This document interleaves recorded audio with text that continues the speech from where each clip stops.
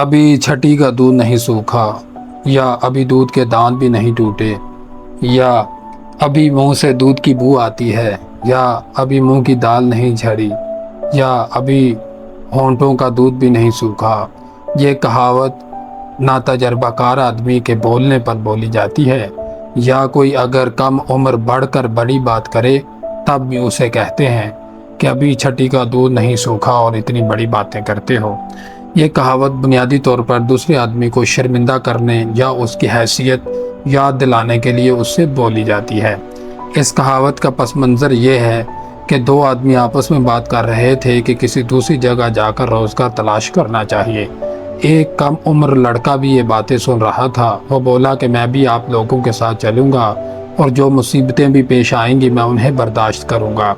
اس بات کو سن کر ان میں سے ایک بولا، جاؤ میاں کھیلو کودو، ابھی تو تمہارے منہ کا دودھ بھی نہیں سوکھا۔